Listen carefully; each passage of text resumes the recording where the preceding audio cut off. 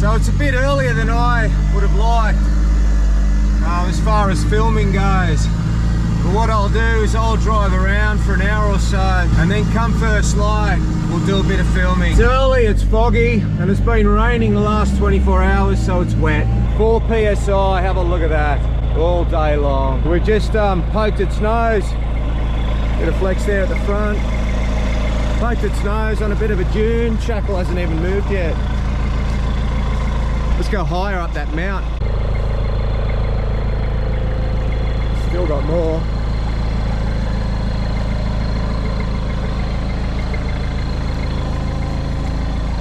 Check out that baggage.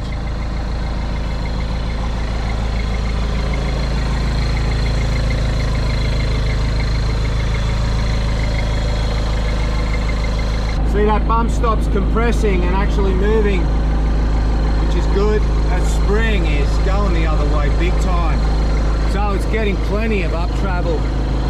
Just clearing the tray, plenty of shock still. But that's still got more. We need to get more out of it.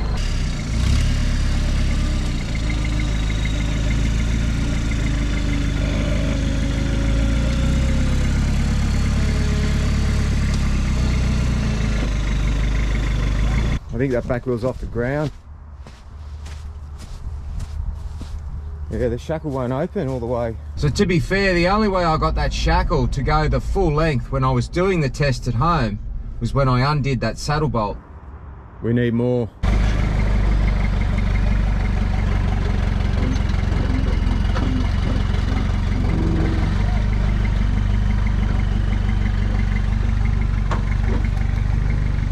So yeah, it's flexing pretty good, but we know the flex isn't everything. So let me go and drive on a couple of rocks, see how they behave.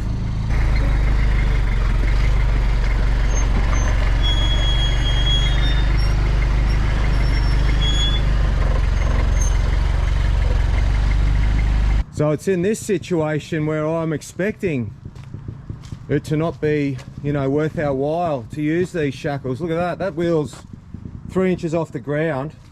The shackle's still shut. So it's not stable when it comes to these big side angles. I'm worried now the stability side of it, whether or not I even use them. I mean, I could probably drive out of that.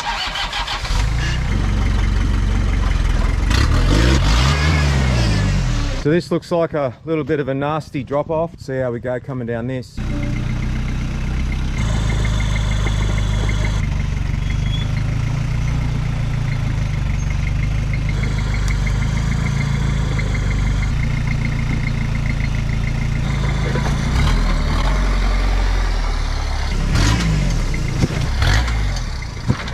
Right, I'm hoping it's just because it's the wrong spring for these particular drop shackles, but they did me no favours coming down that hill. Now we've come down this, I've got to actually get to a job, but we'll drive back up it and then I'll have a go on one more ledge before we put it back on the trailer. But definitely these IFS rears with these drop shackles, while it flexes good, it's no better off-road. Now we saw earlier this morning in the dark that it actually did flex. So I'm not sure why the geometry is not working right in driving.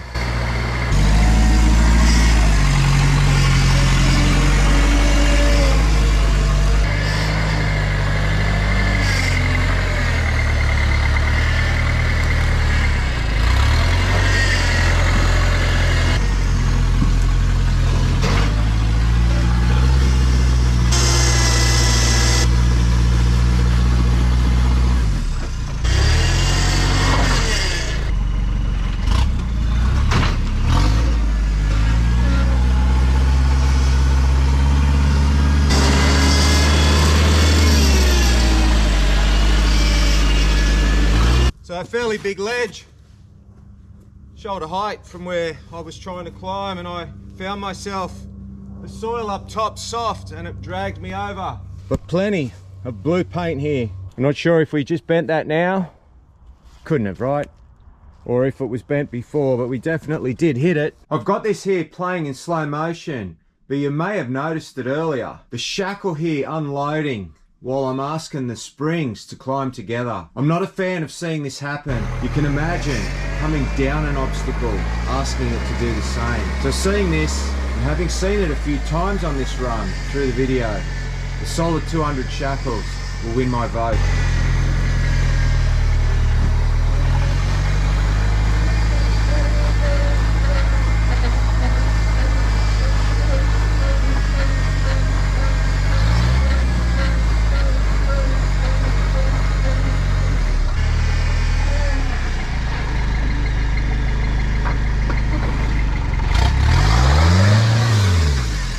Big ledge. It's going to be the passenger wheel, straight up and down.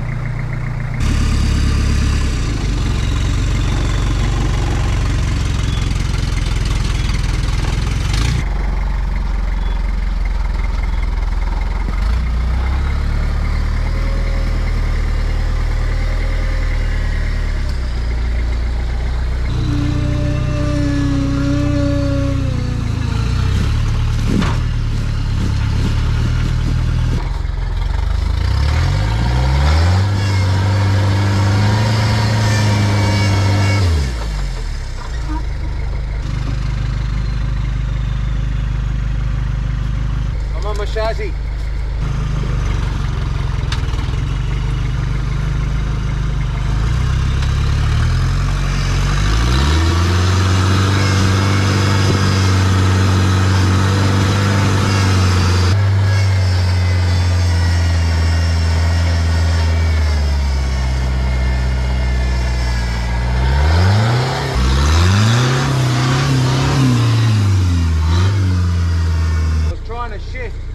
Front around so that I could cheat and use that, but that passenger rear, to climb that, we've left some paint here.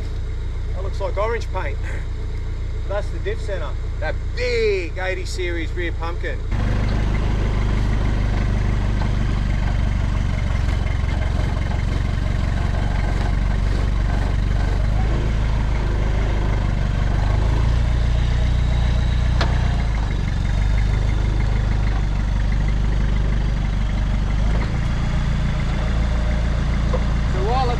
Like that in here, simulating a track and going on big side angles, the wheel's picked up. So those springs clearly not working with that drop shackle. The springs are going anyway. This was just a test to see if I like the drop shackles on the rocks. And if I had a comp tomorrow, I'd be putting the 200s back in.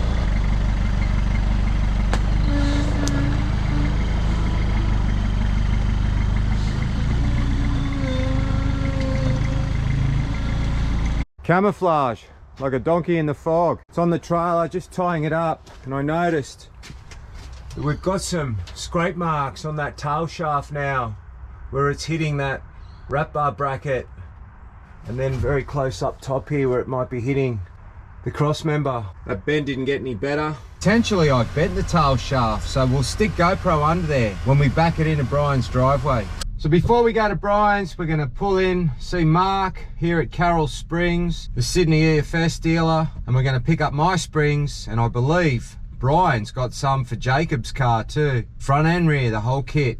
2-inch EFS ones, I believe. So forget the cardboard sketch, we've got the real things here. So these are Bullett's new ones. You can see how long they are. So that's the shackle end up that end, and that's the 40mm eye, which we need to make the new mount for.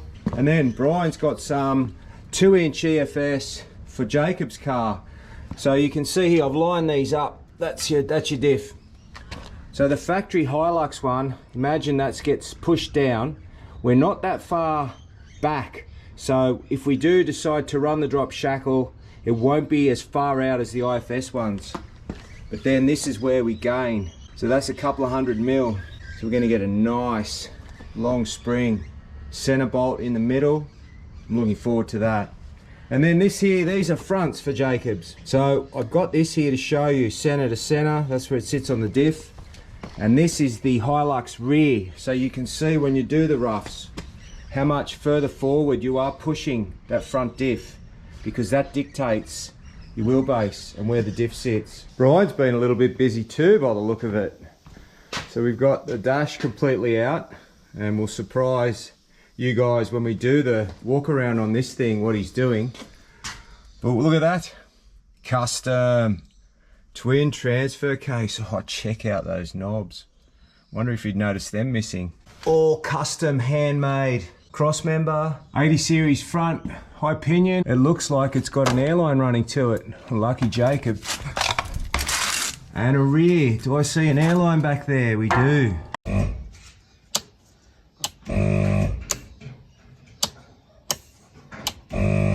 So we'll be out filming this truck's maiden voyage with all its new mods. All right, that brings us to the end of this test. The truck's at Brian's, and stay tuned for the conclusion. There's a lot of crazy maths, but anything and everything that we do, you'll see. And as always, thanks for watching.